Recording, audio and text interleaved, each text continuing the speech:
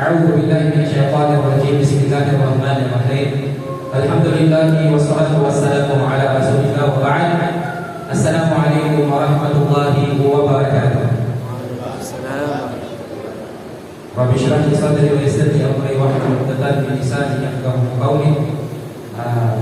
Sa ngalan ng Allah, ang pinakamawain at pinakamahabagin, ang lahat ng pagpupuri at pasasalamat ay nauukol lamang sa Kanya.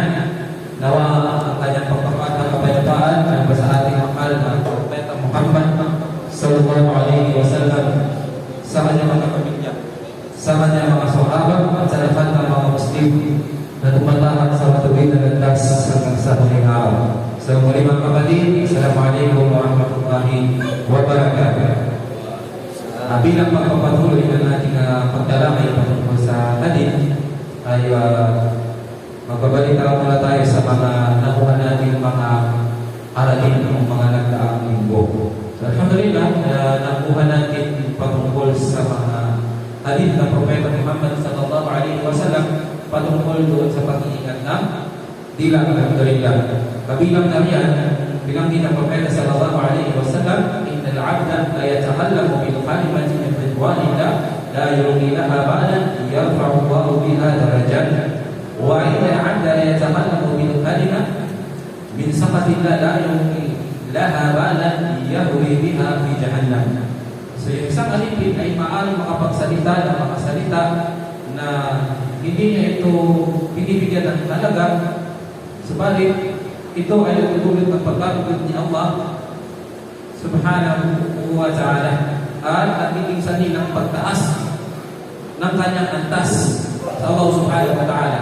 At maaari naman siya ay makapagsalita ng mga salita na hindi niya binibigyan ng halaga, subalit ito ay nagiging dahilan ng pagkagalit sa kanya ng Allah subhanahu wa ta'ala at magiging dahilan ng kanyang pagpasok sa apoy ng impyerno. So, ipaliwanag natin ang hadith na iyan ayon din sa pagpapaliwanag ng ating Syekh dito sa libro na ating tinatalakay.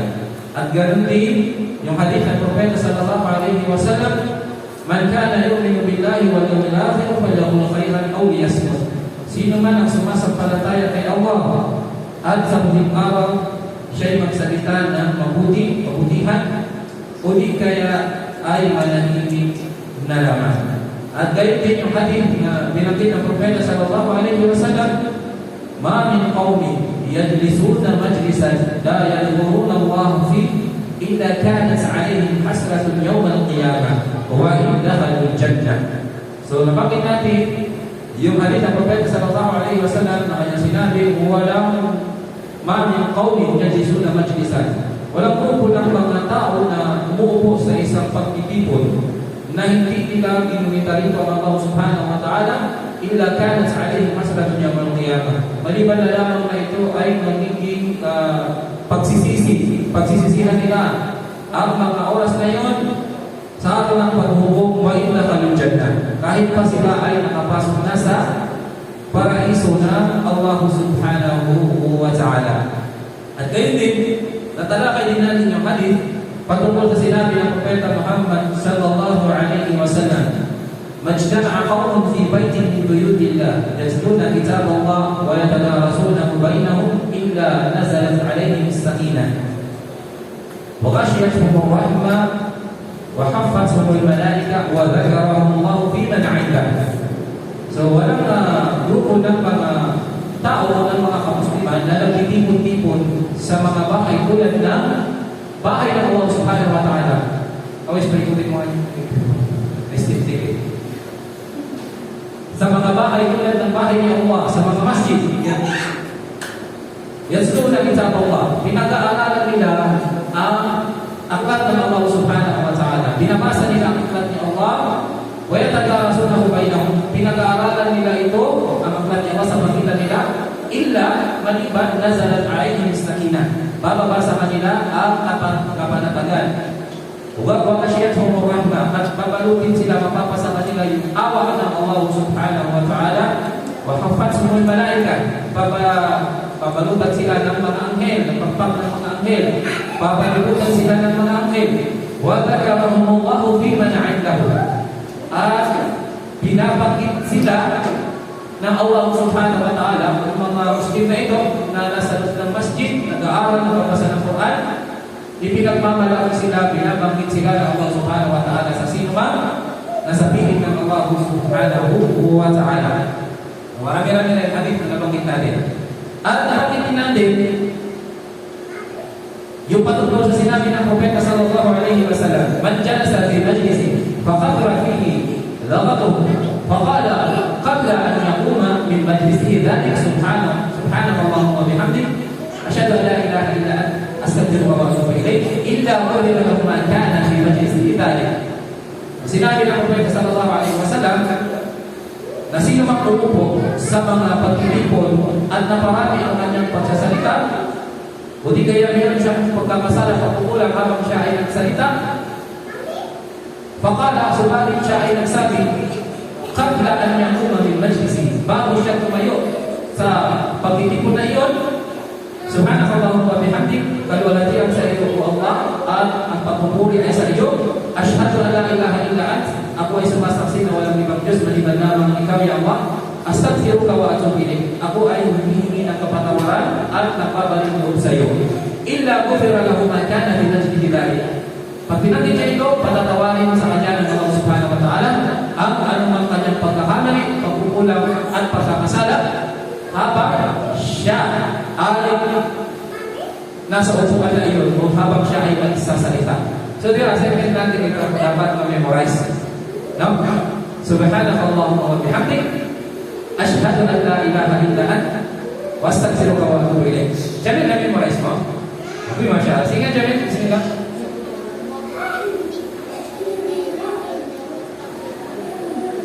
Masya Allah. Akir. Ahmad, na-memorize? Ahmad. Nako, naunahan kayo ni Jamil. Naunahan kayo bumani ng gantimpala ni Jamil. Masya Allah, yan ang memory ng bata. Nagamit sa tama. Talagang effective yan. Alhamdulillah. So, lagi mong papakitin niya Jamil. Okay, pag nag-uwipuhan kayo, sanayin mo yan. Okay?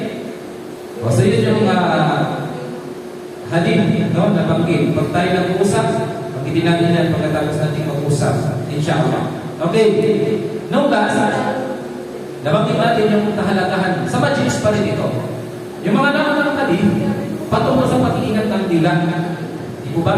Antayin napansin natin, napunta naman doon sa mga kaasalan sa pagtitipon.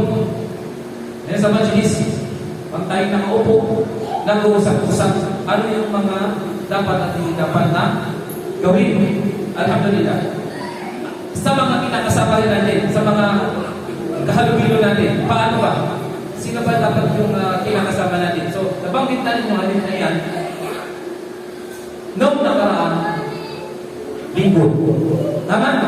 Yung halin ng Propeta sallallahu alaihi wasallam, innama mathalul jalis as-salih wal jalis as-saw kahamilin mis wa nafiqil kir. So, yung ginamit ng Propeta sallallahu alaihi wasallam, yung kahalimpunan ng isang mabuting kasama, sabi ng Propeta sallallahu alaihi wasallam, at ng isang masamang kasama ay tulad ng nagbibigta ng pabango at ng isang panday. Bagit natin yan, di ba? Medyo napahaba tayo rito kasi marami tayong aral na binanggit ayon dito sa ating mga ulama. No? Binanggit ng mga aral. So yung mabuting kasama, para daw di ka siya nagtitinda ng pabango, maaaring bigyan ka niya, maaaring bumili ka sa kanya, o maaaring mahawa ka doon sa kanyang mabuting amoy, mabango amoy. So ganun yung isang mabuting kaibigan, mabuting kapatid, mabuting kasama, kapag siya ay maalam sa Islam, kapag siya ay relihiyoso, so hindi malayo ang mangyari na maging ganun din tayo sa kanya. Di ba? Di ba may mga kapatid tayo na hindi naman ganun ka-relihiyoso, hindi naman ganun kamaalam, pero dahil lagi sila nakikisama sa mga religious Muslim, sa mga maalam, nagugulat na lang tayo ang dami na rin nilang natututunan. Diba? Kaya minsan, halimbawa, pagkasama natin lang yung ulaman, yung mga maalam, hindi pa yung mga akwal nila, yung mga kasabihan nila na kukuha natin. Sa mga pagtitipuan, sinabi ni Sheikh ganito, sinabi ni Ustad ganito. So, nakukuha na natin yung mga way nila kung paano sila mangaral. So, nahawa talaga tayo. At ganun din, yung masamang kasama, yung masamang kaibigan, ay para daw ika siyang panday. Na yung panday, maaaring ikasabi niya matalsikan ka yung kanyang apoy, yung kanyang binapantay, o mahawa ka doon sa masamang amoy, o di kaya masunog ang iyong damit. So, ganun din halimbawa. So, napagtitin natin na hindi ibig sabihin na minabalit natin yung hanap buhay ng mga panday. Bagus yun ay way ng Prophet Muhammad SAW upang mas madali natin maunawaan. Mas madali natin maunawaan. Yung masama kasama, kahit hindi ka naman masamang tao, di ba? Mabuting tao ka naman, pero ang lagi mong kasama, wala kang bisyo. Ang lagi mong masama, halimbawa ay mga mabisyo, mga bad influence, kinalauna, kahit hindi ka nagmumura, kahit hindi ka nagbibisyo, na-adapt mo yung mga expression nila. Wala tayong kamalay-malay. Nagiging normal na rin yung mga pag-uusap ng walang kwenta. So, na-adapt. So, napapansin natin yan, tayo mismo sa mga kasama natin. Minsan, pag kasama natin yung mga walang pakialam sa akhira, hindi mga mananampalataya, yung mga usap-usapan lagi, mga walang kwentang usapan.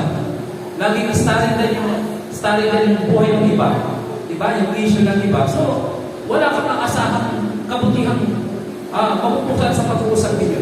So, mas mainam, umiwas. Para hindi tayo mahintulad sa parang nakikisama sa panday. Ano ba hindi natin doon? Halimbawa, kahit hindi ka nagka-drugs, yung mga kasama mong adik, pag nirate sila, damay ka doon. Diba?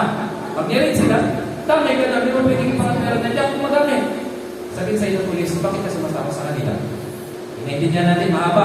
Ang dami na nating nabanggit na hadith mula sa hadith ng Propeta sallallahu alaihi wasallam. Binigyan tayo ng advice ng Propeta sallallahu alaihi wasallam. Ibanggitin natin yung hadith. Ar-rajulu ala dini khalilihi falyahdhur ahadukum man yukhalil. Ang isang Muslim, nakabasa yung kanyang pananampalataya, kanyang relihiyon, sa kanyang kasama, khalilihi, sa kanyang matalik na kaibigan, falyahdhur ahadukum man yukhalil. Kaya tingnan, piliin ng bawat isa sa inyo kung sino yung kanyang kinakasama o kung sino yung kanyang kinakaibigan. Gusto mong maging mabait, mabuti, matuwid, religyoso, maalam, pumili ka ng mga kaibigan, mga kasama na nagtatagay ng gano'n, katangian din siya Allah. Pero hindi ibig sabihin na perfect sila. Kasi wala naman perfecto tao, wala din perfecto kaibigan. Okay. Review, makakalimutan natin yung mga natatalakay po natin. Ano po? So ngayon, alhamdulillah, ready na yung utak natin sa panibagong araw mula sa pangalan natin mahal na Propeta Muhammad sallallahu alaihi wasallam. At ito pa rin ay may kinalaman sa majlis, sa kaasalan, sa pagtitipon o pag-upo. Pagkatapos ng hadith na ito, darako naman tayo patungkol naman sa mga kaasalan. Islamikong kaasalan, mabuting kaasalan, sa pakikitungo sa mga kapitbahay. So, yung hadith patungkol sa pakikitungo sa kapitbahay, pagkatapos ito, napakaraming hadith. Masya Allah. Sabi nga natin, kung tayo ay nagtuturo, tayo yung unang-unang natututo. Kung tayo yung nagsasalita sa harap, tayo yung unang-unang nauubigan mag-aaral. So, isa yun sa mga benefits, alhamdulillah. Kaya, i-encourage natin yung bawat isa na mga kapatid, huwag natin hangarin na palagi na lang tayo nakikinig po. So, magsumikap din tayo na tayo rin in future magsasalita sa harap at magbibigay ng pangaral. Alhamdulillah, para kung ako feeling ko dyan sa mga kaya ni Owais. Kung halina, di ba, nag-start na siya mag-da'wa. Masya Allah. Masya Allah. No? Ganun, may pag-usas. Di ba, dati, abot-abot ka lang ng pamphlets. Dati, natin na lang ng lecture, tapos Yung pala, may kakayahan ka na rin tumayo sa harap, magbigay ng paalala. Kailangan natin yun, mga kapatid. Kailangan natin. Hindi naman sabihin na sa mga malaking pagtitipon tayo magsasalita agad patungkol sa Islam. Pwede sa atin, bilang magkakaibigan, magkakapatid, tayo mga Muslim, pasok natin minsan pag nag-uusap tayo, pasok natin yung mga natutunan natin. O di kaya, sa family, may tayo na, mag-set tayo ng oras, tayo, after Maghrib, magsasalita si padre ni pamilya. Magbabanggit siya ng isang hadith. At ano yung aral sa hadith na ito. Sa susunod naman, si panganay na anak. Sa susunod, si mama naman. So meron tayong mga ganun mga activity sa bahay, napakaganda po nun. Isa yun sa way, magkakaroon ng baraka. Yung ating tahanan. Yung baraka, iwas away, iwas gulo. Mga ganyan. Kasi may baraka, mabiyaya. Kasi nga, yung ating tahanan, nagagamit natin sa pagpapaalala sa ating mga pamilya, nag-aaral tayo patungkol sa Islam, nag-share tayo ng mga dami kong kaalaman, nakakapagsala tayo. So, gawin natin kapakipakinabang bawat sandali. Masyaallah. Yun yung parang training ground natin. Tapos pag nakahalugin natin yung mga katrabaho natin, subukan natin kung may pagkakataon, ipasok yung mga natututunan natin kagandahan ng Islam. Di ba? So, pansinin nila siguro, bakit dati madadal ka pag nag-uusap tayo, ganito, ganyan. Hindi ka na uubusan ng mga kwento. Bakit ngayon parang pili na lang mga sinasabi mo? Magtataka sila.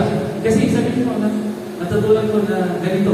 Sino mang sumasampalataya kaya sa muling araw, ay magsalita ng kabutihan, hindi kaya manahimik na naman. So, natatakot kasi ako sa Allah, natakapagtikan na baka makapagsalita ako ng mga salita ng alam, kabutihan, pakinabang, di ba? So, kahit sa mga ganun, paunti-unti, pagpasok mo ng patungkol sa katuran ng Islam, da'wa yun sa mga ng Muslim, na mga kaibigan mo, i-share mo, di ba? Uso yung mga kwentuhan na walang size-size. May nagpag-share ka ng about Islam. Kasi baka tanongin ka sa kabilang buhay. Di ba yung mga nakakasama natin, nakakahalubilo natin, mga kapitbahay natin, baka tanongin tayo sa kabilang buhay, sabihin sa'yo, bakit tatanungin siya ba't hindi nakarating sa iyong Islam? May kapitbahay kang Muslim. Tapos sasabihin mo, hindi kasi share ng Islam, share na da'wa. Baka matanong tayo sa kabilang buhay na masisi tayo. So, itry natin. Yung mga natutunan po natin, ang ganda kasi ng Islam diba? Ang teaching ng Islam. Kung i-share natin yun sa iba, da'wa yun. Naanyayahan natin sila.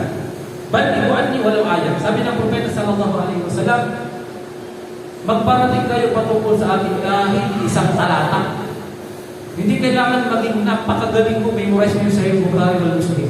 Memorize mo yung Quran. Hindi ka na lang kapatid. Hindi kailangan graduate ka ng Islamic University. No. Sabi ng Propeta sallallahu alaihi wasallam, magparating ka kahit na isang talata. Ano yung matutunan mo patungkol sa Islam? Sa Quran o sa hadith na sure ka, na yung kalaman na yan, tama. Hindi yung basta share ka lang ng share, basta may share ka, basta may masabi, sige, hindi po ganun. Kung meron ka kahit isang may talata sa Quran o hadith ng Propeta sallallahu alaihi wasallam na natutunan mo, i-share mo yun. Yun ay isa sa mga way para hindi agad tayo makalimang sa mga natutunan natin. Totoo po yan. Subukan niyo. Yawa, subukan po natin. I-share yung mga natutunan mo, mahirap makalimutan yan. Pero pag hindi mo sinishare, hindi mo sinusulat, hindi mo sinishare, naku, napakabilis mo mawala ng mga kapatid. Lalo na ngayon, ang dami natin pinagkakabalahan. Right? Inshallah. Yun yung isa sa mga purpose natin. Nag-aaral para in future, tayo rin magsasalita sa harap. Tayo rin magtuturo. Inshallah. Okay? Tara po tayo sa hadith ng Propeta sallallahu alaihi wasallam an Ibn Umar radiyallahu anhuma anna Rasulullah sallallahu alaihi wasallam qala si Ibn Umar abdullah wasallam Allah subhanahu wa ta'ala ay nagsabi na sinabi ng Propeta Muhammad sallallahu alaihi wasallam anna Rasulullah sallallahu alaihi wasallam qala la yuqimanna ahadukum ar-rajula min majlisihi thumma yajlisu fihi walakin tawassahu wa tawassa'u. Nasabi ng Propeta Muhammad sallallahu alaihi wasallam, sabi niya, huwag paalisin ng sino man sa inyo ang isang tao mula sa kanyang inuupuan upang siya ang umupo roon. Sa halip sabi ng Propeta sallallahu alaihi wasallam, ay magbigay kayo ng espasyo at magpaluwag kayo. So napakaiksi ng halip, mga kapatid. Yung halip, tutusin, napakadaling isaulo. Di ba? Sabi ng Propeta sa Tagalog, huwag paalisin ng sino man sa inyo ang isang tao mula sa kanyang inuupuan upang siya ang umupo roon. Sa halip, magbigay kayo ng espasyo at magpaluwag kayo. Guys, try mo nga, try. Isa pa. Sabi ng Propeta sallallahu alaihi wasallam, huwag paalisin ng sino man sa inyo ang isang tao mula sa kanyang inuupuan upang siya ang umupo roon. Sa halip, magbigay kayo ng espasyo at magpaluwag kayo. Hindi lang. Try mo nga sa si Jamil. Ayaw alis. Awais. Ahmad, try mo nga. Try mo nga, yung nabapit nating halip. I-try nyo nga kayo mismo. Try ninyo sa sarili nyo yung banggitin nyo halip. Kung ano na yung nanatili sa isip ninyo, try nyo mismo. Huwag paalisin ng sino man sa inyo ang isang tao mula sa kanyang inuupuan upang siya ang umupo rito. Pagkos, magbigay kayo, kung sa halip magbigay kayo ng espasyo, kundi kaya kayo ay magpaluwag o kaya ay magpaluwag kayo. Yan. Agad-agad, pumasok na sa isip natin, hindi pala pwede yung nakaupo yan si brother o si sister, tapos pagdating mo sa kita, oops, ano ka dyan? Di ba? Tumayo ka dyan at ako ang upo. Di ba parang ano yung dating kung ganun yung ginawa? Di ba parang sigang? Sa school, yun yung mga bully. Alam niyo yun, yung mga gano'n. Pag-upo, break darating, tapos yung nakaupo sa harap, uy, umalis ka. Diyan ako. Diba? Kung meron sa ating gumagawa ng dati, ngayon, narinig natin yung halip, marirealize natin, mali pala yung ginawa ko noon. Hindi ko pala dapat paalisin yung klase ko doon. Diba? Di ba na lang, upuan mo yun. Kasi sa school, may kanya-kanyang upuan, diba? Pero kung upuan mo naman yun mismo, nauna ka doon, diba? Tapos mapalisin ka ng iba, parang hindi maganda, diba? O di kaya, upuan na yun, tapos dumating na huli, tapos mapalisin mo siya doon. Parang dating na parang sigang, parang disrespect talaga. Diba? Parang minamalin mo yung tao ng upo doon. So, ang sabi ng Propeta sallallahu alaihi wasallam, huwag paalisin ng isa man sa inyo ang isang tao na nakaupo doon sa isang upuan upang siya ang uupo doon. Pagkos sabi ng Propeta Muhammad sallallahu alaihi wasallam, magbigay kayo na espasyo, kundi kaya ay magpaluwag kayo. So mamaya, mababagin natin yung mga aral at may ayat sa Quran. Alam di ba? Masya Allah. Meron palang ayat sa Quran na yung sabab nuzul. Kaya napakaganda talaga eh, pag nagkaaral tayo. Yung dahilan ng pagpapadala ay patungo lang dito sa kasalan ng pag-upo. Nagbaba ang Allah subhanahu wa ta'ala. Ito lang yung kapalit. Dahil sa kahalagahan ng usapin na ito, kaasalan ito, ang Allah subhanahu wa ta'ala mismo nagbaba ng ayat. Talata sa Quran. Patungkol lang doon sa ganitong situation, sa pag-upo. O diba sa isang pagtitipon. So ganun kahalaga. Kasi kung dito mahalaga, hindi na magbababa ang Allah na talata sa Quran. Hindi ito mapagiging ng Propeta sallallahu alaihi wasallam. At isa pa, dito naman natin ma-realize yung pagiging kompleto ng Islam, pagiging perfect ng Islam. Saan tayo nakakita ng relihiyon na pati sa pamamaraan o kaasalan ng pag-upo, itinuturo? Wala. Kahit mag-research tayo sa iba't ibang religion, walang nabanggit halimbawa ng Kristiyano. Meron bang nabanggit sa Biblia patungkol sa kaasalan kapag nasa pagtitipon? Meron? Wala. Pero sa Islam, dahil ang Islam ay kumpletong pamamaraan ng pamumuhay, Ang Islam ay kumpletong relihiyon, pati ang pamamaraan ng pagtitipon, pag-upo sa isang pagtitipon, binagyan pa rin. Merong katuruan ng Islam. Kaya yung nagpapag-ibig sa atin eh, pati sa naamis tayo, grabe naman, pati pala doon, may turo rin ng Islam. Pagpasok sa siya, pagkain, pagtulog, paghiga, pag-upo, pag-inom. Diba? Paano maasalan kasama sa pagtitipon. So, lahat, pinakialaman ng Islam. Yan ang kalandakan ng ating relihiyon, walahan ng alhamdulillah. So, ito yung hadith ng Propeta Muhammad sallallahu alaihi wasallam na naiulat sa Sahih al-Bukhari. So, itong hadith ng Propeta sallallahu alaihi wasallam maiksi. Namiwalis na natin, alhamdulillah. Pero paliwanag, tayo, subukan natin kumuha ng aral. Kung tayo lang, ano yung aral na mapupulot natin sa hadith na yun? Bawa, ako tayo sa sarili ko. Kaya din, ano kaya yung aral na mapupulot ko doon sa hadith na yun? Itry nga po natin, 1 to 5, sarili lang natin. Di ba? Paganahin natin yung talino natin. Buha tayo ng 5 aral mula sa hadith. Ngayon din. Huwag niyo lang sabihin, ha? Sige, mag-loading muna kahit mga ilang saglit. Tayo mismo. Ano yung aral na tutunan natin doon sa hadith? Tayo mismo maglabas ng aral. Una, pangalawa, baka sa una wala pa, tapos pangalawa wala. Dapat meron. Try nyo. Paganahin nyo yung talino. Pangatlo,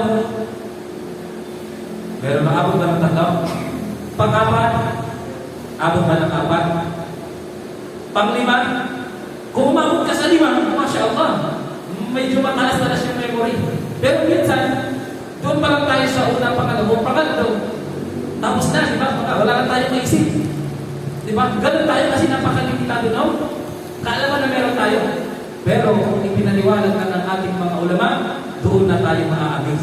Kasi napakarami nilang mga aral na inilabas dahil lang sa hadith na maikli o sa kasabihan na ito ng Propeta Muhammad sallallahu alaihi wasallam na napakaikli.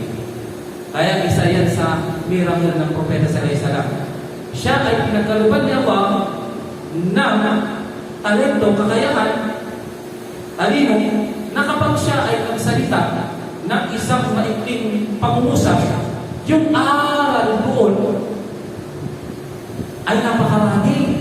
Hindi ba? So tayo kaya, magbigay tayo ng salita, tapos kukuhanan ng mga 10 aral, isang pangungusap lang.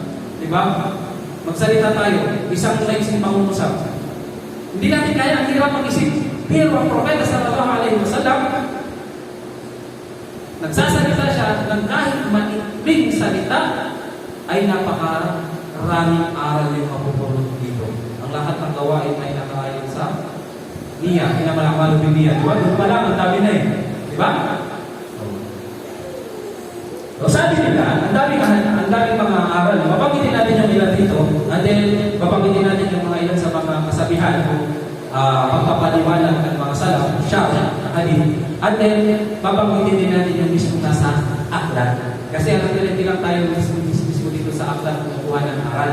So, binabasa rin natin yung mga iba pang mga komentary ng mga scholars, ng mga hadithin patungkol sa hadith na Propeta Muhammad sallallahu alaihi wasallam. Si Imam An-Nawawi sabi na patungkol sa kanyang o yung pagbibigay ng paliwanag, interpretasyon sa hadith na ito. Sabi na, ang hadith na ito ay tahasang pagbabawal sa pagpapaalis sa isang Muslim sa kanyang lugar ng walang karapahan.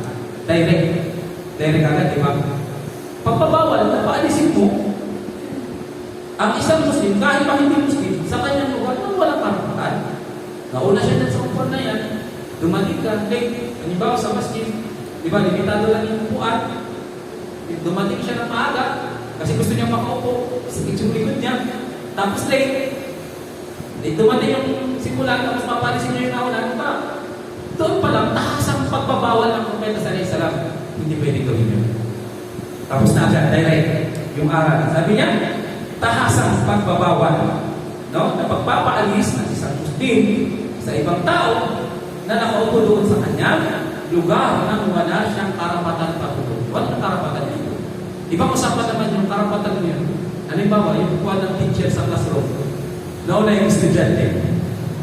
Ibang usapan yun. Huwag ka natin i-apply doon yung, nauna siya doon sa upuan. Sige, dyan na siya. Saan ka magtuturo? Saan ka upo? Teacher ka. Ibang usapan yun. So, may paliwanag, may tamang pangunawa. Kaya dapat nga, na pinapakinggan natin yung paliwanag ng hadith. Kasi nga, kung tayo lang yung uunawa doon mismo sa hadith, baka ang pag-interpret natin, hindi pwede palisin yun. Diba? Upuan ni Mayor, pumasok ka sa opisina niya, tapos pwede pa pagdating ni Mayor, sabi mo, Mayor, noon ako rin ka. Sabi na po, kaya sa kung palisin yung mga nauna. Ibang usapan yun. Diba? Baka lang natin hindi po ganon. No? Hindi po ganon. So, yun yung sabi ni Imam An-Nawawi patungkol sa hadith na ito. O, sa araw dito, yung mga pagtitipon sa masjid, sa mga paaralan, o iba pang mga pagtitipon tulad na pagtitipon sa kaalaman. O iba pang mga pagpupulong kahit hindi patungkol sa pagsasaliksik na kaalaman. Maliban, sabi niya, kung kusang loob na ibinigay ng nagmamayari ang kanyang upuan, ay walang masama dito. Bawa kahit tayo yung nauna sa upuan, na ba anak? Nauna ka sa upuan, pero dumating yung magulang mo, matanda na, huwag mo pa iramin doon. Ako yung mas may karapatan sa upuan. Diba? Ibang usapan yun, diba? Makiramdam ka naman. Halimbawa, senior citizen yan, magulang mo pa yan. Nakakawit na yung tuhod niya sa nakatayo ko, tinitingnan mo lang. Humingi ka sa upuan mo. Tapos tinitingnan mo rin. Karapatan ko ito, huwag ito muna eh. So, kailangan, tayo, flexible tayo, marunong tayo makiramdam. Okay? So kung kahit nauna ka dyan sa upuan na yan, kung pagmamagandang ko, halimbawa may sakit, si brother o si sister, gentleman ka, dumating yung matanda, so pwede mong ibigay yung upuan na iyon. Okay? So yun ay ipinapahintulog. So huwag natin ikadmiran na, porque nauna, dyan ka na, parang nakuha mo na talagang asking kahit ang mangyari, dito na ako. Okay? Ikaw na. Pangalawa, sabi naman ni Ibn Hajar al-Asqalani, sabi niya sa Fath al-Bari, sabi niya, yung layunin daw ng hadith na ito ng Propeta sallallahu alaihi wasallam ay ang pagpapanatili ng paggalang at pagkakapatiran. Di ba? Pag pinaalis mo agad yun, naupo, anong magiging impression agad ng mga tao? Sabi ng bastos naman, di ba? Pinaalis na agad, pag nakarating na niya, sabi niya, malis kayo dyan, malis kita dyan ako. Di ba? So, ang taong gumagawa ng ganung ang taong mayroong ganung pag-ugali, so makikilala mo agad. So, magkakaroon ka agad ng idea patungkol sa kanyang pagkatao. Di ba? Kasi nauli siya, tapos papapalim niya yung mga nauna. Alis kayo dyan. Dyan na uupo. Sabi niya, Ibn Hajar, sabi niya, layunin ng atin yung pagpapanatili ng paggalang at pagkakapatiran. Imagine kung hindi natin alam itong hadith na ito, hindi tayo aware, hindi natin nagpakinggan yung paliwanag ng ating mga ulama, baka sa simpleng gawain ay mawasak mo yung damdamin ng kapatid mo. Tama? Baka sa simpleng gawain na yun, pagsasalita mo na yun, hindi na kayo magpansinan forever, di ba? Hindi ako nagpalis sa ating mayapang yan. Di ba? So tatatak na yung mawawasak talaga agad, di ba? Dahil lang doon sa simpleng gawain na yun. Ano ang dahilan? Inaalis mo eh. Diba? Hindi ka man lang nag-approach ng maayos na pananalita. Pwede mo lang sabihin na, brother, sister, talaga ng minuto, baka pwede makita dito, diba? Kung ganun yung approach, ikaw naman, maintindihan mo yun. Pero kung bubuktakin ka niya na, mas pinag tumayo ka, dyan ako upo. Hindi maganda. Okay? So yun yung sabi ni Ibn Hajar al-Asqalani.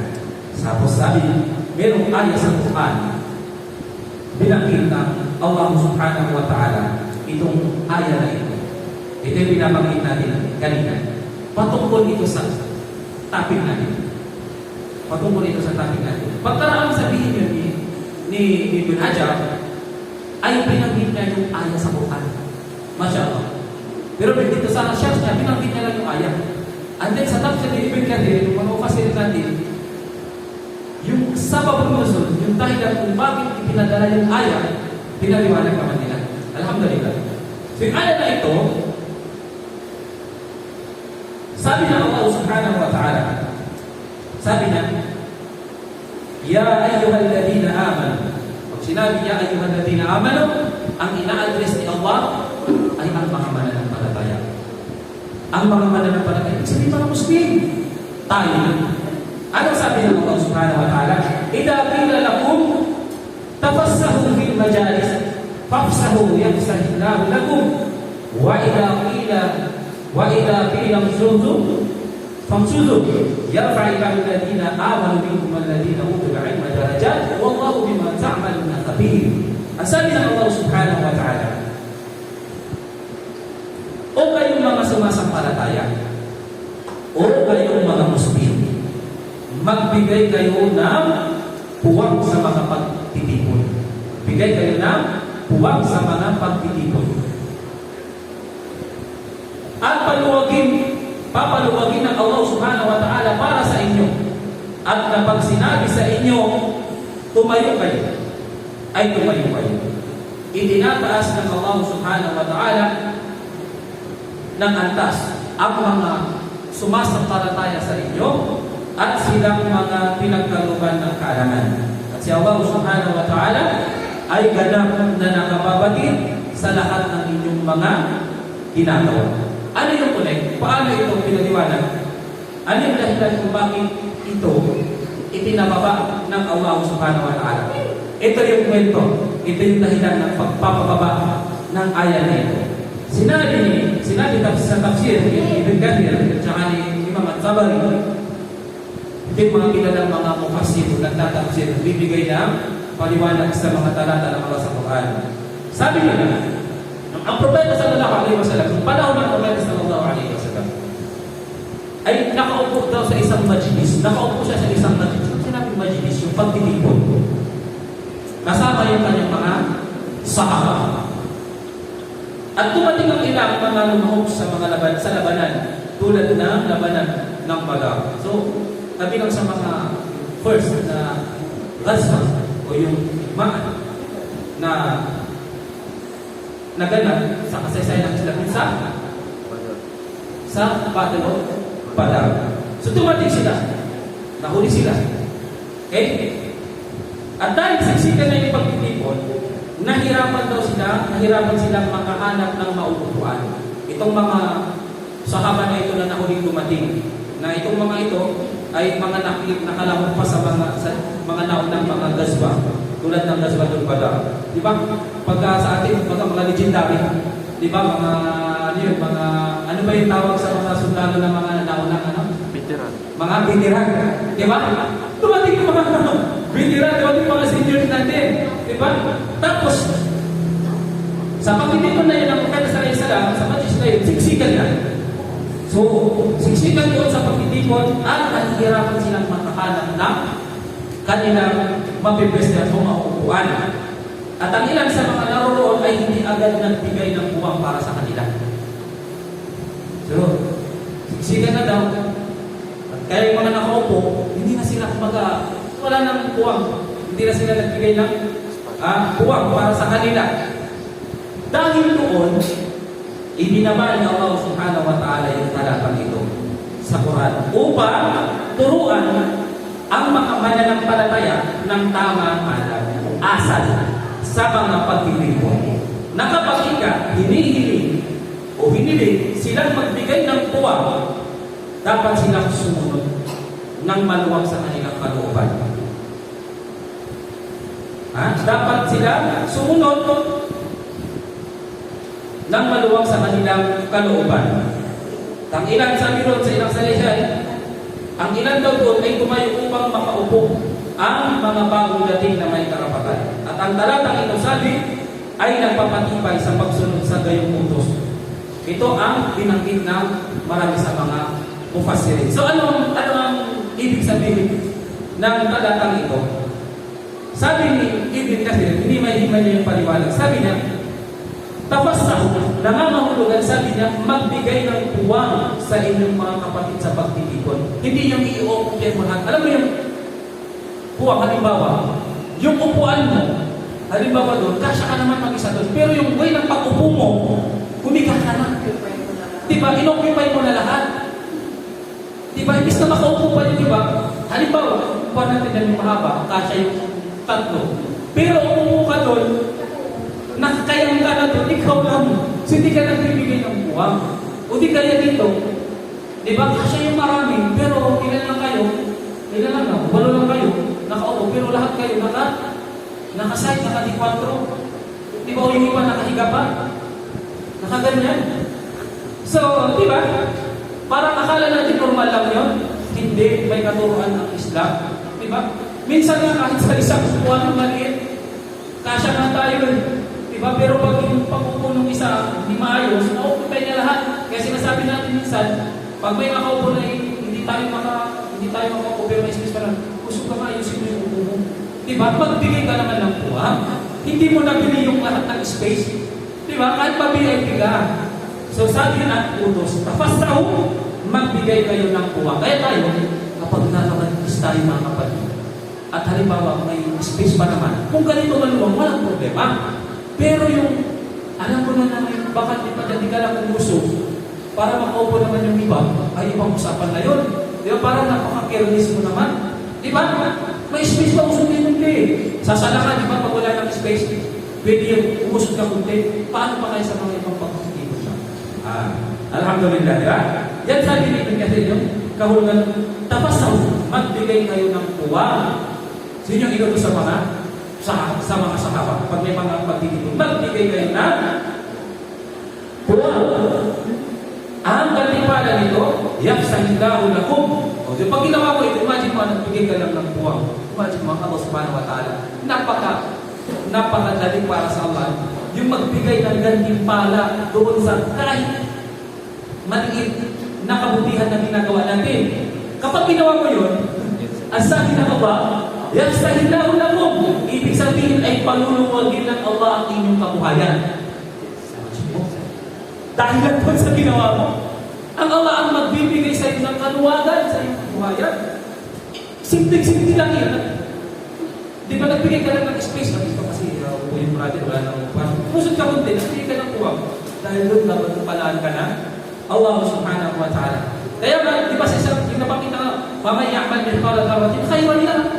Sino man ang gumawa ng kahit napakaliit na kabutihan, alikabok, yung pinakamaliit na bagay na pwede mong ma-imagine. Kahit ganun kabutihan na, ay makakamit mo. Sabi ng Allah subhanahu wa ta'ala, yung kabayaran nito, yung gantimpala ng maliit na kabutihan na iyon. Okay? So, papaluwagin ng Allah subhanahu wa ta'ala ang iyong kabuhayan, ang kanyang awa sa iyo, pati yung puso, ang iyong puso at ang iyong kalagayan sa mundo at sa kabilang buhay. Simpleng kabutihan ng ginagawa natin. Di ba, babalik ulit, maalala natin yung hadith.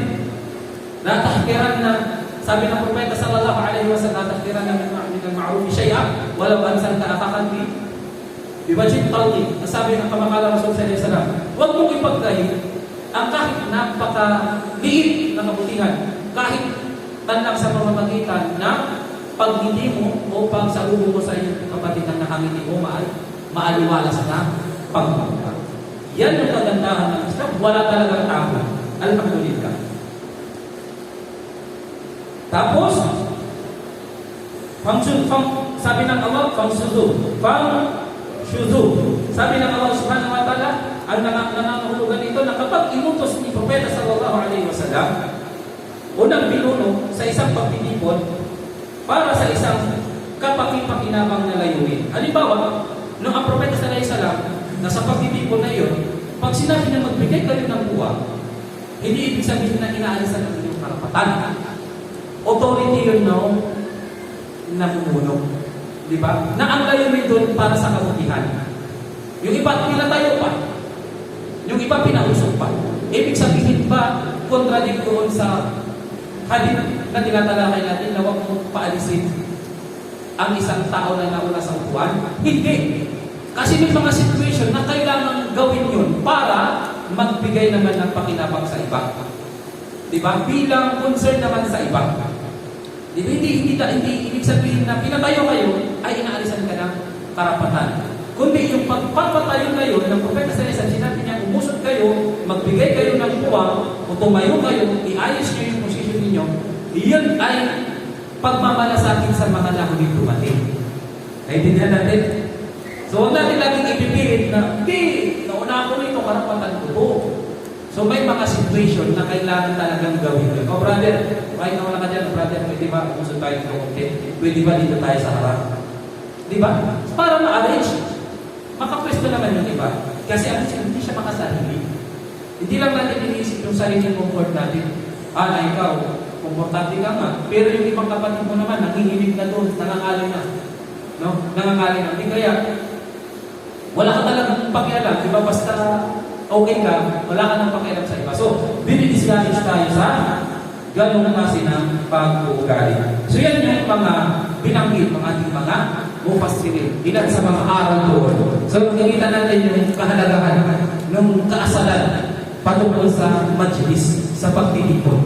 So, ngayon, alhamdulillah, susubukan na natin siyang i-apply sa abot ng ating makakaya. At subukan din natin siyang i-share sa iba.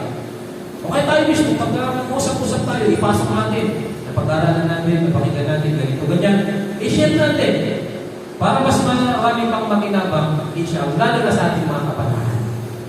So, dapat ang Muslim, kapag tayo magulang, o tayo mas panganay, sinasalit talaga natin na ang ipasok lagi natin sa isipan ng ating mga kasama, mga kaibigan, mga anak, mga kapatid, yung teaching ng Islam, yung kagandahang asal na tinuturo sa Islam.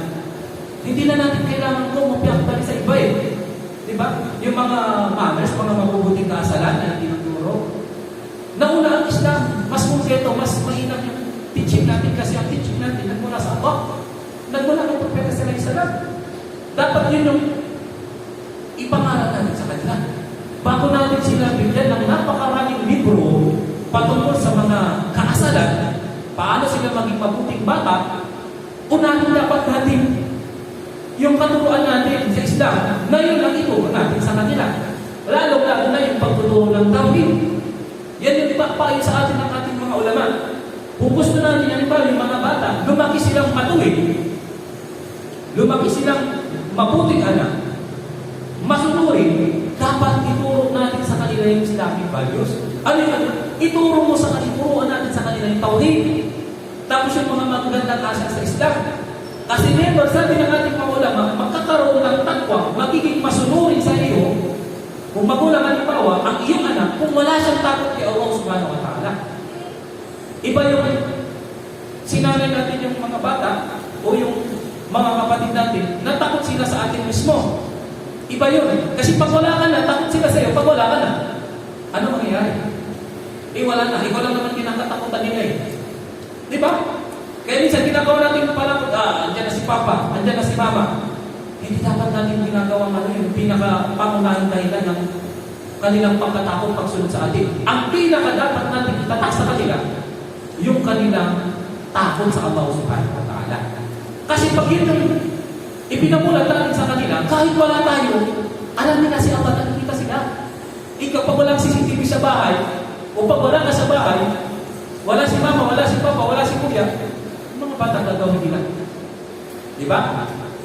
Sabi natin isa bata pa kasi sila. So, napakainam kung habang bata pa, itinuturo rin natin sa kanila itong mga katuruan na ito. Unang-una tawhid. Tapos turuan natin sila ng mga magagandang asal sa Islam. Kasi pag yan yung inalikihan nila, kahit siguro mawala tayo sa mundo, alhamdulillah, dahil may takot sila kayo, may kaalaman sila, tuloy-tuloy pa rin yan. Hindi nag-iyan yung kanilang mabubuting gawain. Di ba? So, doon tayo minsan din nakakalimot na ang dami na natin mga itinuturo minsan sa mga kaibigan natin, sa mga kapatid natin. Pero, yung katuruan mismo ng religion natin, hindi natin na ituturo o nakakalimutan natin. Nag-shortcut na tayo sa ibang libro, sa ibang mga minsan, kumukuha pa ng psychologists, di ba? Yung opinion ng psychologist, yung mga philosophy, ang dami pa nga kinukuha. Pero, yung kapag ka, itinuro mo pala sa kanila yung tawhid, yung mga magandang asal sa Islam, yun lang pala yung solusyon. Nasa atin yung solusyon. Pero, kumukopya doon sa ibang mga opinion. Hindi dapat gano'n. So, lagi, i-establish natin yung aral ng Islam sa ating pamilya, lalo na kapag tayo po ay mga Muslim. Okay, Inshallah, banggitin naman natin yung mga karagdagang mga fawaid o yung mga aral at gabay, wat tawjihat, mga aral at gabay na nabanggit ito sa akhlak. So una, bilang karagdagan, sabi naman siya dito sa akhlak, sabi niya, unang aral, hurmatu iqamati shakhsi min majlisihi bighayri sababin. Sabi na, hindi nagmabawal yung halina ito, hindi nagmabawal ang magpapatayo o pagpapaalis sa isang tao mula sa kanyang kinauupuan nang walang makatarungang dahilan. Natin nang walang makatarungang dahilan. Diba? Trip ko lang, palisin. Bawal yun. Pero may mas matanda, brother, pwede ba mo yung kasi pauwi natin si brother Sinjo. Kawawa naman. Diba? Makatarungan? Makatarungan. Diba? Yung mga brother kasi yan, upuan ni Mayor yan. Kaya, makatarungan. Diba nakaupo, pumasok kayo sa opisina ni Mayor, sabi lang ni Mayor, tuloy kayo, pilang to. Bubukan na sana sa upuan ni Mayor, di ba? Tapos, nagdipatro ka pa doon. Di ba? So, tayo lagi, meron tayo hikmat tayo. Wisdom, di ba? Kaya, lumugar tayo, tingnan natin yung situation, pagkakataon, mag-adjust tayo. Inshallah. Okay? Pangalawa, man sabaka ila mawdi'i fi ayyi makan ka masjid aw majlis 'ilm aw ghayrihi fa huwa ahaqqu bihi. Ang sino mang naunang dumating sa isang lugar tulad ng masjid o pagtitipon ng kaalaman o iba pang lugar ay hindi na may karapatan dito. Tayo yung mag-isip doon pag nauna siya. Okay, so napaniwalag na rin natin yan kanina. So, tatandaan natin yan. So, hindi tayo piling mag-siga-siga. Hindi tayo piling mag-buli-buli. Di ba? Kasama mo astig-astig, ganun yung gawain nila. Huwag mo silang susundin. Pero iba yung kalukuhan kanila pag-uupo na yung mga hinihilahin nila yung buwan. Di ba? Ano nangyari? Di ba? Nanalaga. Di ba? Natutumba yung uupo. Yung mga kalukuhan minsan ng mga kabataan. O, Muslim sa ito. Huwag na gagawin nyo. Wag. Isipin nyo lang yung teaching na ito. Di ba? Yung kasalan na kasalan niya sa pagpapalis dun sa naunang nakaupo eh. Hindi pwede kung hindi makatarungan. Yung pa kaya uupo na siya, tapos straight mo lang hinilain mo yung upuan. Tapos pag natumba siya, tatawa lang. Di ba mga ganun mga bully, di ba? Pangit na ganun ugali, di ba? O, huwag yung gagawin, huwag yung tangkain gawin, ha? Kasi alhamdulillah natutunan natin ngayon. Kahit sa bahay, uupo, tapos bigla mo, ay kapatid mo, pag titirpan mo yung kapatid mo, antay mo uupo, tapos silayin mo yung upuan. So, hindi pwede gawin yun. Ha? Hindi pwede gawin yun. Okay? Pangatlo, an-nahyu an-ida'il muslim bi-al-hali. Ang ipinagbawal ang pananakit o pananagabal sa isang muslim sa anumang paraan, gaya ng pagpapatayo sa kanya mula sa kanya inuupuan ang ipinagbawal yun. No? Ipinagbawal ang pananakit, yung pag-iistorbo sa kanya, o sa anumang paraan tulad dito, gaya ng pagpapatayo sa kanya mula sa kanya inuupuan. Tama ba papasok ng masjid? Andyan siya, nananahimik nagbabasa sa ng Quran. Wala ka namang importanteng sasabihin sa kanya. Trip mo lang, guguluhin mo lang. Dapat mo naman, ganito. Anong nasaan ka na sa ganitong episode? Nagpapasok siya ng Quran, yan ang napasok mo. O kaya sabihin mo, laro tayo na. Ingat tayo na. May ginagawa siya na importante, nag-iibada siya, tapos guguluhin mo siya. Di ba, guguluhin mo siya? Meron pang gumagawa sa inyo na. Wala naman. Hindi ka, labas tayo na. Laro tayo, 2x2. Di ba? Mag-uusap kayo, ibig na nag-iibada sa loob ng machine, ang ginawa nandyan sa labas, nasa loob ng tricycle na. Di ba? Meron ba kumagawa na gano'n? Meron? Meron pala. No? So, sabihan nyo sila na iwasan. No? Nag-review ng Quran, tapos tatawagin mo lang para lang mag-games kayo. So, iwasan natin yun.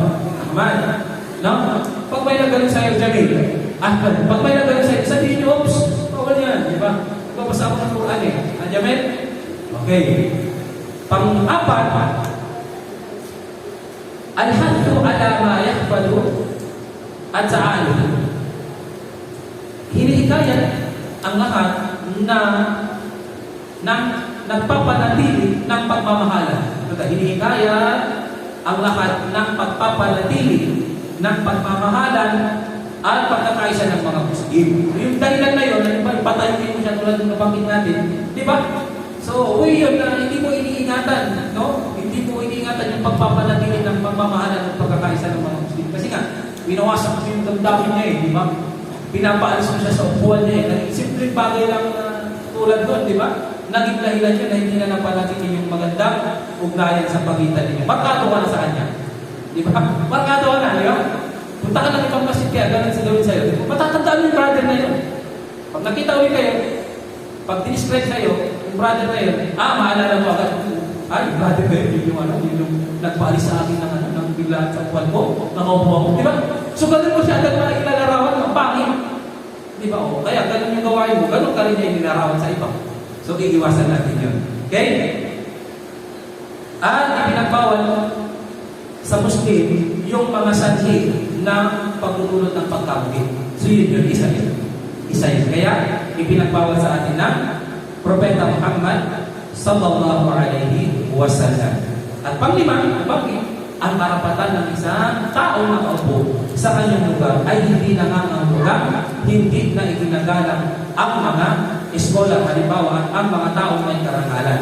Maaari silang parangalan sa pamamagitan ng kusang loob na pagbibigay ng upuan kung ito ay mula sa tupad na kalooban na nagbibigay. So ito na yung paliwanag natin kanina. Hello? So, nauna ka dyan sa upuan, wala namang masama kung dumating halimbawa si chef. Di ba na? Kung bilang pagmamagandang loob, na chef, dito na kayo maupo. Pagmamagandang loob yun may bisita. Galing sa ibang jamaah. Tayo tayo. Kabilang sa pagmamagandang loob natin yun. Di ba? Maging mabuti sa bisita. Man kana yu'minu billahi wal yawmil akhir wal yukrim dayfahu. Sabi ng Propeta sallallahu alaihi wasallam, sino mang sumasampalataya kay Allah at sa huling araw ay maging mabuti siya sa kanyang bisita. So pwede yun. Kahit nakaupo tayo, halimbawa, mga brother, upuan, pangitado, mas may naman yung mga bisita, pwede natin gawin bilang pagmamagandang loob na ibigay sa kanila yung upuan. Hindi pwede ikakatuwilan natin lagi na, hindi, una ko dito na tayo. Kasi tayo mas nagkarapan dito. Magkiramdam naman tayo. So kami lang yan sa kagandahan na ating pananampalataya. حث المسلم على المسارعة إلى مجالس العلم والذكر وغيرها. At hinihikayat, pang-anim, hinihikayat daw ang mga Muslim na maagang pagdalo sa pagtitipon ng kaalaman.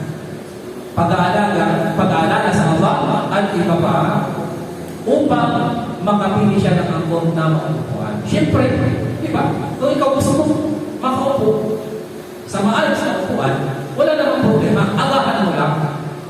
First come, first serve. Di ba? Gusto mong umupo sa maayos na upuan, maaga ka. Hindi yung gusto mong maupo sa maayos na upuan, pero magpapahuli ka. Tapos papaalisin mo yung mga nauna. Ibang usapan yun. Propeta sa isa lang pag may lecture siya, nagsisiksikan yung mga sahaba. Kaya nga, isa sa mga aral doon sa pagbaba ng ayat, may pagtitipon na doon ang Propeta sa isa lang.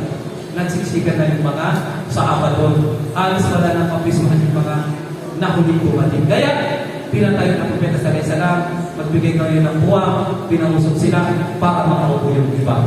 Yun ang pagpapakita na hindi maluwag yung space. Kasi pag maluwag yung space, pasok sila, upo na agad sila. Ibig sabihin, siksikan, ibig sabihin, interesado talaga sila matuto. Nakuunahan talaga sila pagdating sa pagsasaliksik ng kaalaman. Okay. Bilang pamuli, sabi rito yung karagdagan na lang, maaaring palisin ang isang tao na kaupo sa mga sumusunod na kalagayan. Ito na banggit mismo sa libro. Una, kung siya ay nakakapinsala sa iba. Diba? Nakakapinsala siya. Diba, umupo niya sa masjid, sa harap ng pintuan ng masjid. Paano makakadaan? Diba, palisin mo. Diba, palis kayo dyan. So, pwede yun. Nakakapinsala Kaya, yung pag-upo sa mismong daanan, matatalakay din natin yan siya ba? Meron din karapatan yung daanan. Siya na paakalat sa ating lahat. Di ba?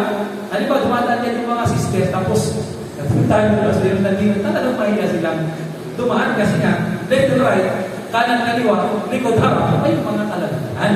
So, meron matatalakay din natin yan siya ba? So pag nahamak ng sala, pwede mo siyang paalisin doon. Eh, kahit mga balik daw eh. Kahit balik na pamit dito. Kung halimbawa balik, doon, paano ka makakadaan doon? Takot naman doon yung mga sister kung may balik doon nakahiga. Nakaupo, paalisin mo. Hindi yun lang pagmamalupit sa kanya. So ang okay, kahit sabi nila may mabawang amoy. Diba, may mga ganun, diba? Makabaho ng amoy talaga. Pag dadalapit ng sala ka talaga. So, may mga ganitong mga situation na pwede mo silang paalisin. Okay? Ayan, nabanggit natin yung pagpupo sa daan. At ganun din mga asalan, kapag dumating na tayo sa isang pagtitipon, pumunta tayo sa pinakamalapit na bakanting lugar na iyong baratingan. Diba? Kung saan yung bakante, doon ka umupo. Pag nahuli ka sa pagtitipon, halimbawa sa masjid, Jumaa, kung saan yung bakante doon ka? Huwag yung pag-iwalay ko yung dalawang nakaupo. Ba, dahil sa mga, diyan ako magsasala sa gitna nila. Diba? Laging may kaasalan, alhamdulillah. At iwasan din sabi rito, yung pag-upo sa gitna ng pagtitipon. Circle tayo rito. Halimbawa, kaya nga lang, diba? Halaka. Tapos, ang dami upuan, tapos upo ka pa dun sa gitna, ano nga dyan? Diba? Upo ka ang bulak lang. Diba? Ikaw yung kulay na dyan? Ano yun? Hindi pwede yun. So, ano naman, common sense na yun. Alhamdulillah. So, ilan lamang yan sa mga karagdagan. Aral at panguli, magbigay ng puwang at magpaluwang sa upuan kapag kinakailangan. Yan yung aral, sabi ng ating mga ulama, na mapupulot dito sa hadith na ito. Sa Shawwal, meron tayong natutunan. Tinapos talaga natin ito kasi parang kahapon lang kayo ito. Minsan na kasi hindi tayo natin kahapon kasi nalakas yung ulan. Kaya sabi ko, medyo mang-mix din na ngayon. At least, bawi naman yung pagpunta natin ngayon. Kasi nga, kahapon, wala tayong klase. And then, baka this Saturday, Sunday, paalala lang po natin, kahit kami ni Mrs. ng program kasi alhamdulillah, nag-graduate na siya. Alhamdulillah. Ang mga sister yan, hindi yan humihingi ng regalo, pero tumatanggap siya. So, inshallah, nawa ay nagulot ng kabutihan po sa atin itong mga paalala nito. Dalangin natin niya, dagdagan pa tayo ng kaalaman na maglulunod ng kabutihan sa atin dito sa ibabaw ng mundo at sa kabilang buhay. So, dito na lang. Subhanallah, alhamdulillah, bersyad na